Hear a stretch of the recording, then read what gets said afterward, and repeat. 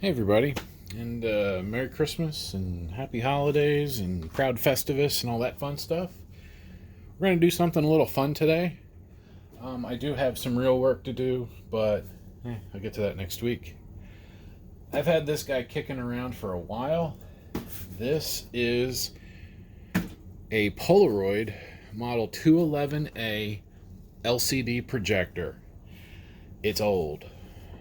It was made in November of 1997. I was 20, something like that, out of high school for a few years when this was made. In fact, around that time, I think I ended up with a Sharp XG650U or something. It had a big old metal halide lamp in it, unlike these short arc lamps that we see now. This is about the same vintage. I think it came from a school.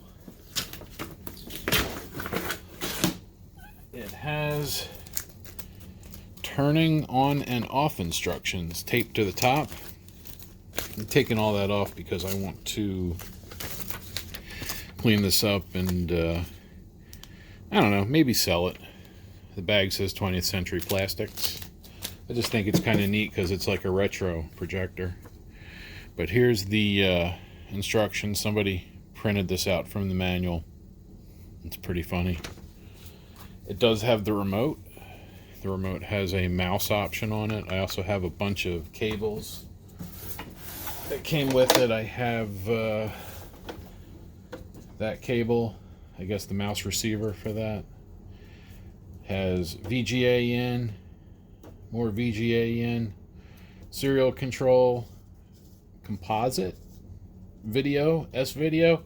That's the high quality input for the time. That came from your S Super VHS VCR that plugged in there.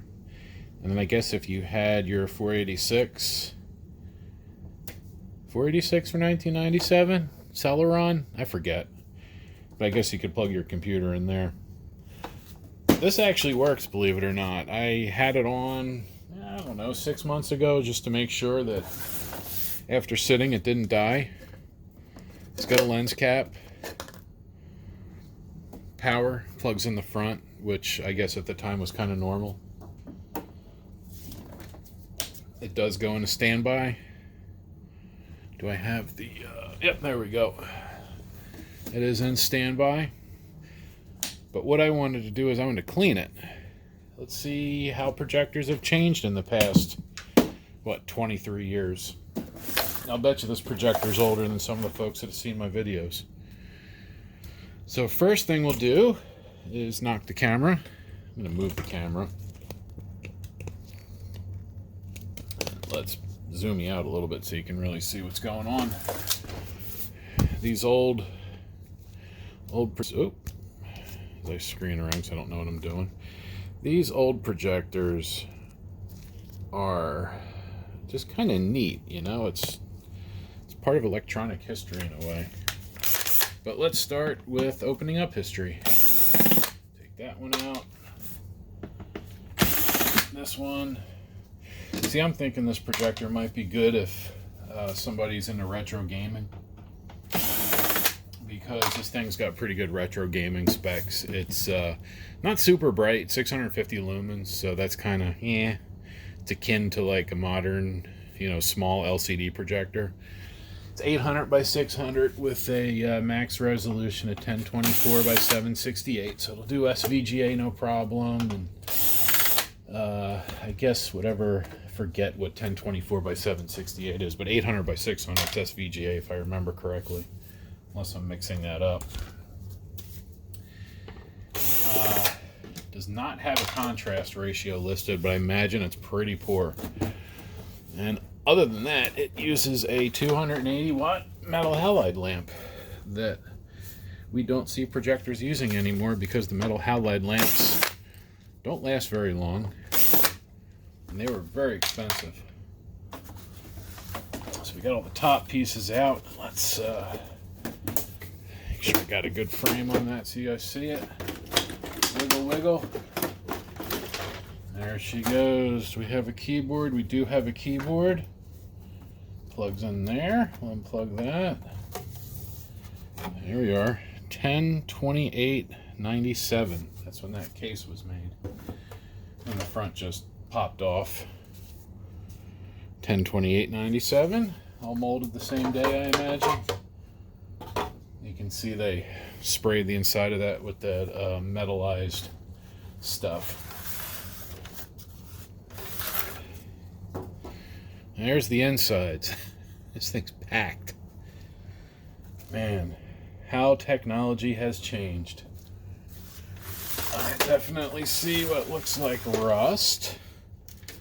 Yep. So this got a little bit of moisture. I think it was in somebody's garage before I got it. But let's look at the lamp. We'll look at that next. That's right here. We're going to pop that out and look at the difference between these old school lamps.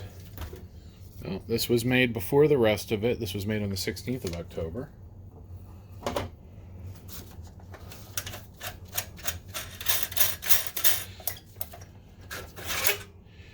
So this is an old school lamp housing with a trying to see if we can see who made that bulb. But yeah, this is a metal halide. That's the arc tube right there. You know, it's very similar to the Mercury Vapor ones we look at now. Similar, but not the same. It's really obvious when I hold them side by side. Here's a 200 watt Mercury Vapor, short arc Mercury Vapor, and here's a 280 watt metal halide. The Mercury Vapor puts out a lot more lumens or lux. I would like to see who made this bulb, though. I don't see any manufacturer indication, though. Yeah, I guess this was before they put Ushio and stuff on these.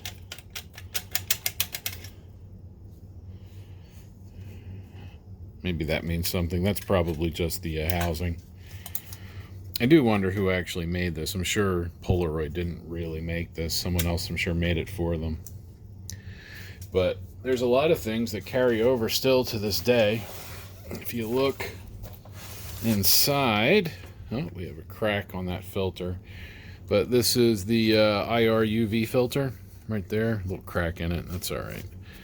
So that blocks the IR from going into that Fresnel-like lens. I don't know if it's not really a Fresnel lens. It's a segmented lens, but compound lens rather. And there's probably a mirror here. And then that will take the light all the way in to the optic module, which is back inside there. Let's dig in a little deeper. I did notice that we have hinged connectors here, so I suspect this main board's gonna tilt up if we, let's see, maybe just remove this screw. Old stuff, or you know, first generation electronics are always built to be repairable. There we go. Yep. So there's the inside. Man, old school everything. I'm kind of in awe. I apologize for the quietness. I'm just kind of absorbing it, you know. Look at all the stuff. An old Altera Flex. That's all RAM probably. More Altera Flex. There's a lot of processing going on in here. I guess when everything wasn't so powerful, you had to have all kinds of sub-processing and co-processing going on. Capacitors still look good. No leaks. Keyboard plugged in there. Each one of these with the little E. That's the driver for this. I'll bet you this is Epson based. Going by those E's. I bet you Epson made it for, or maybe Panasonic. Oh, Panasonic. I take that back. It's all Panasonic. TNP. That's a Panasonic number. Then we got all that Panasonic RAM in there. So this is probably built by Panasonic for Polaroid. Or, you know, Polaroid put their name on it. What we got here? What's this? Lens adjustment? Oh, yeah. Lens up and down. Oh, you know what's kind of cool? Look at this. It's got, zoom you in, that lens. It's got fabric wrapped around it to help keep light and dust out. It's like a little sock. That's pretty cool. You can see when I turn that knob, it lifts the lens up and down. So we can do up and down lens translation. I don't believe there's any side to side. Then once you have it where you want it, lock it back down. Let's see what else we want to look at. Do I want to pull the LCD panel out? I do, but I don't know if I can do it without making a huge mess, because it looks like there's a lot of stuff holding it in. Got our polarizer panels there. I really want to pop this board out so we can really look at the optics. How bad would that be? Not too bad. All right, well, it's going to take a chance here. Not a big fan of moving 20-some-year-old flex cables, but I'm going to hope that these were made a little better than the modern ones and they're not cracking just by me doing that. And then one screw,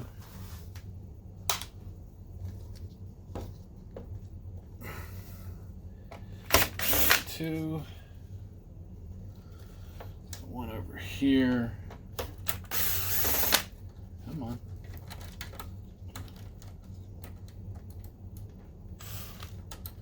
Trying to get it out. It's kind of caught in the wires. There's probably one over here. Yep, right here. And then that one. Let's see, is that it? Yep. All right, so that's loose. Now which way can I go with that so I can...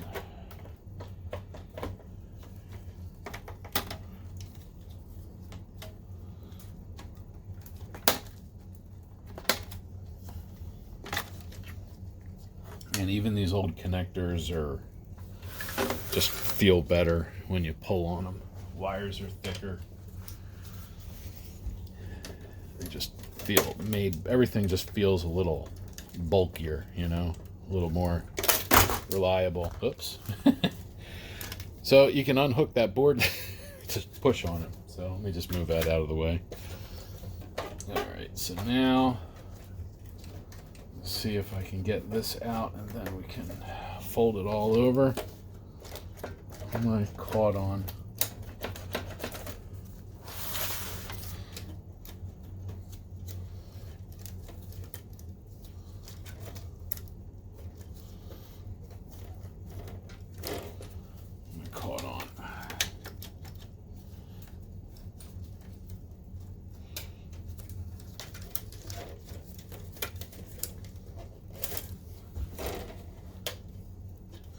Nothing, that's just caught.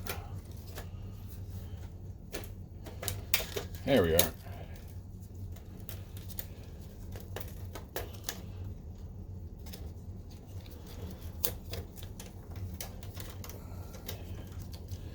There we are. This is what I wanted to look at and show you guys the most. Let's look at this old school optic assembly. It's actually open on the top, which is unusual. They would seal these up to keep the dust out. But let's put my little flashlight inside and you can kind of get an idea what's going on.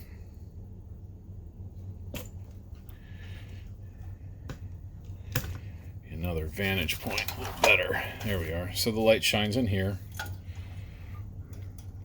You see me moving it around, and instead of using a mirror, they have a prism. There's a prism in there, which you can kind of see.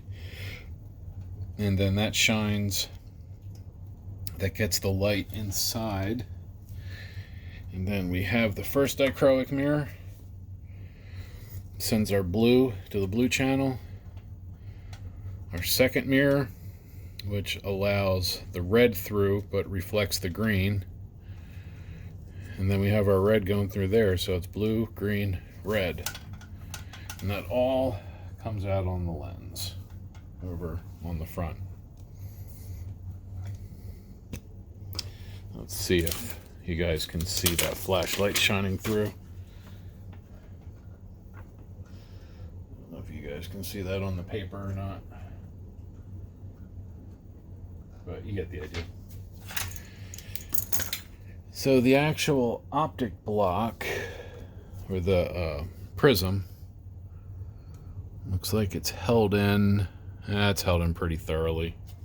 We're not taking that out, but you can definitely see the LCD panels a lot better.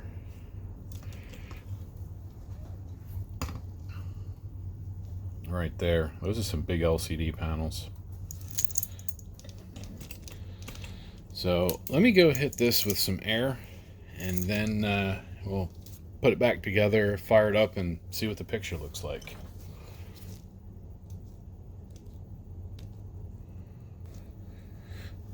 Okay, she's nice and clean now. Clean enough, at least. Like I say, you do want to get dust out, but you know, you're never going to get it all out. So now, let's take Mr. Mainboard, and let's see if we can get all this stuff back in position, because I would really like to show you guys how this thing works. There we are. So I guess that covers up all the holes. I guess that kind of makes sense.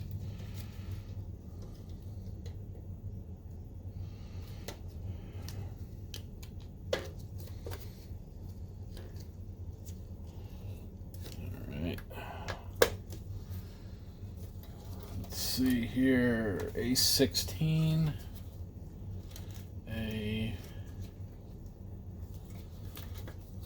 come on, let's get you guys straightened up here.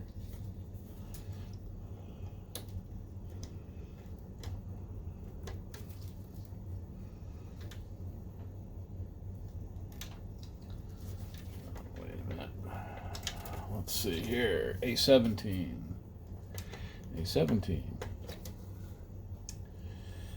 20.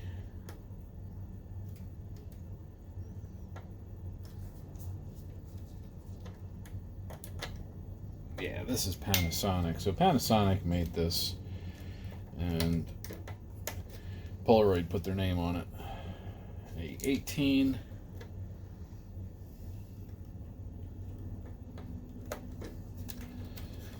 And then a 16. There's no 16 on it. It's just the last wire left over.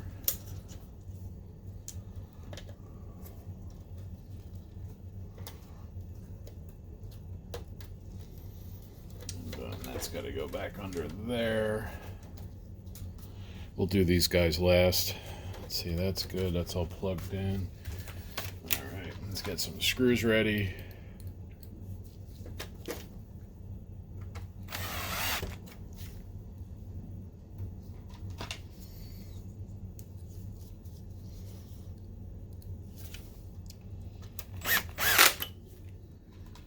Then these guys.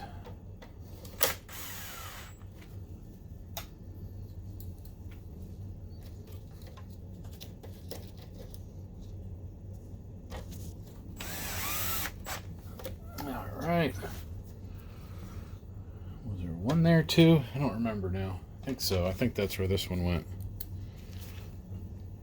No, that one on the top.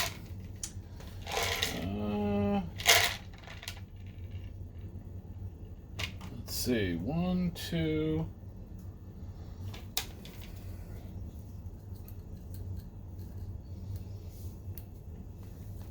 This one.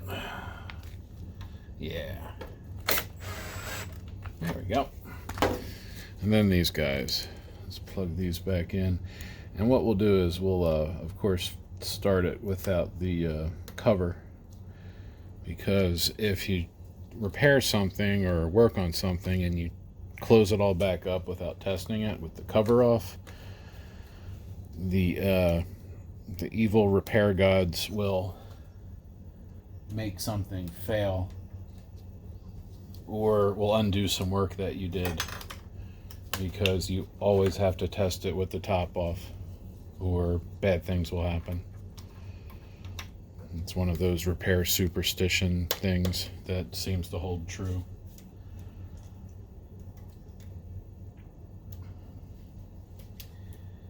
I don't like working on LCDs. LCD projectors by nature are not very service friendly. And then let's see, let's plug this back in. And then come on.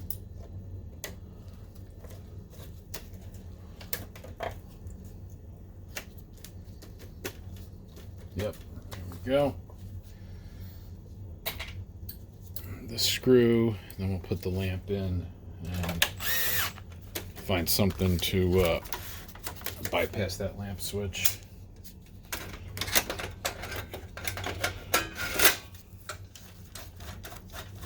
Oh, I know. Duh. Lamp door. Because that can go on without the rest of it. Usually, you know, you need the case on. Alright, there we go.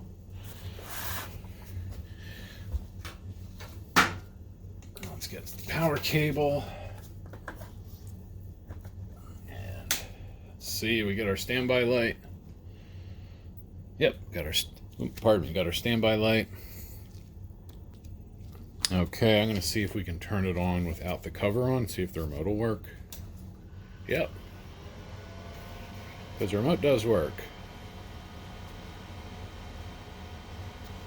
Wait a minute. See? Maybe not.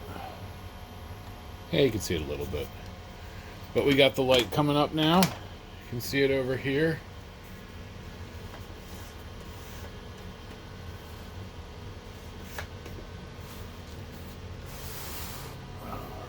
RGB 2 XGA 2.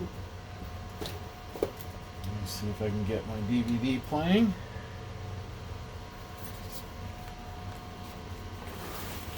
Let's see. Let's grab that input.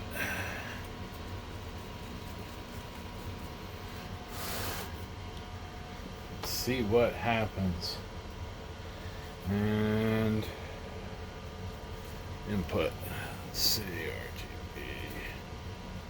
Forget which one we want.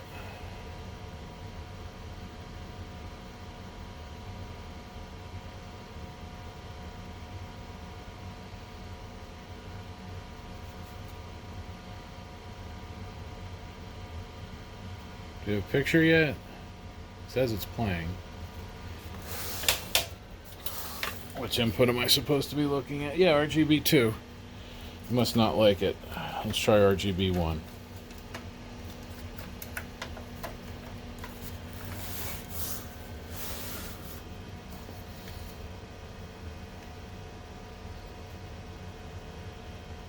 There we go.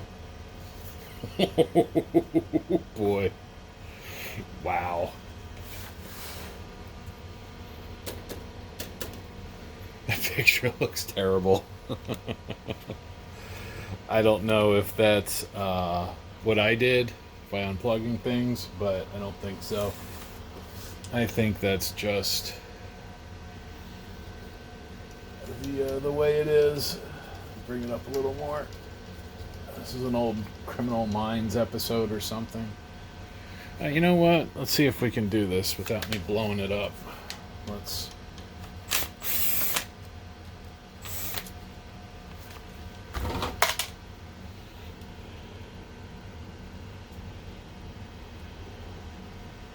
There we are. Now I'm going to touch the LCDs.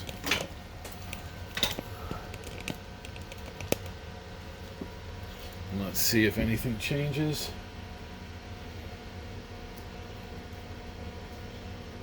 Now there's some little potentiometers there. I have no idea what they do. Let's see if we can find out. So this is the blue channel. Oh, it's gain. Neat. And green. Or maybe it's a bias setting. It might be bias because you can see kind of goes back and forth. Wow. Well, let's see if there's any settings in the menu where we can clear that weird looking thing up. You guys can't see the screen. Make sure you can see everything. Alright, so we'll check option first. Lens retract on. Oh yeah, the lens pops out when it turns on. It's kind of neat.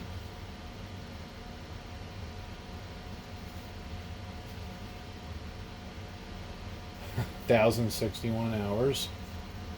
That's pretty good.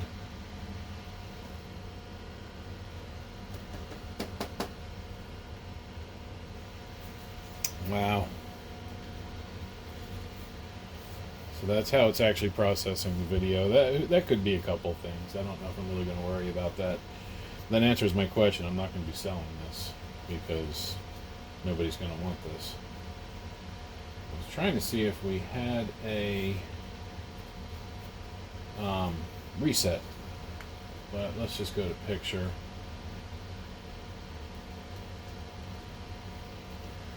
Oh, maybe that's what it is. That brightness is all the way up.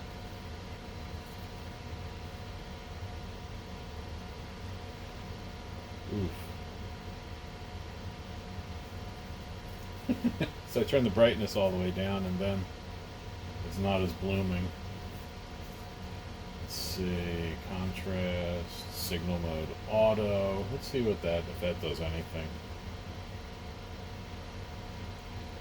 VGA 400, VGA 480, Mac, no, PC 98. I guess that's Windows 98. Yeah, let's see what that looks like. Set it up. No. Input. RGB, that's it. Well, I think that's about the best we're going to get out of this thing. So, yeah, it's kind of a neat old projector. Let's turn it off. I'm going to put the cover back on.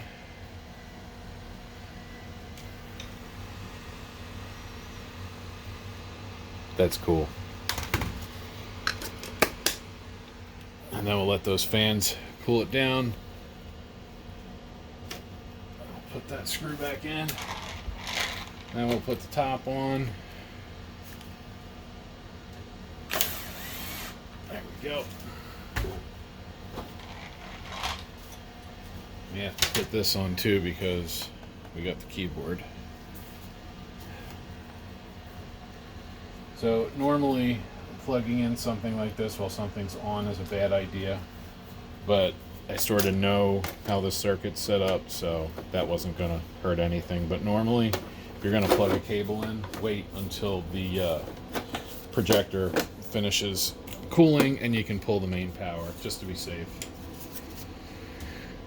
I'm waiting for the fan to turn off so I can put this on. Alright, now fan's off. Let's put this back on.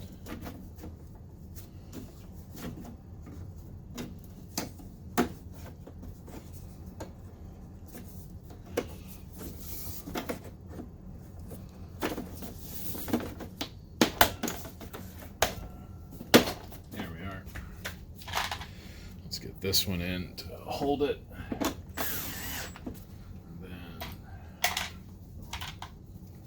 These two to lock this side in,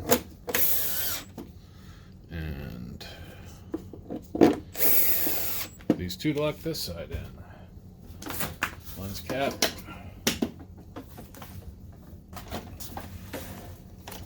And it's coated in that weird kind of like fuzzy plastic sort of, you know what I'm talking about? It has that like soft velvet feel to it kind of. It's weird. I was going to try and wipe all that dirt off the front, but it just kind of sticks. So I'm just going to leave it. Like I said, this thing's more of a novelty. It doesn't really have there's really no purpose for it. And after seeing that picture with video, yeah, forget it. So Anyway,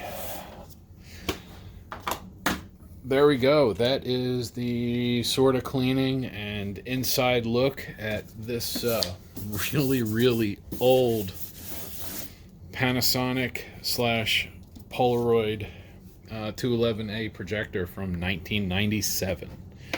So if you have any questions about it, anything you want to know about it, if you have any interest in it, make me an offer. I'll if you cover shipping, I'll take more or less anything. Trades, I don't know, bag of candy, whatever.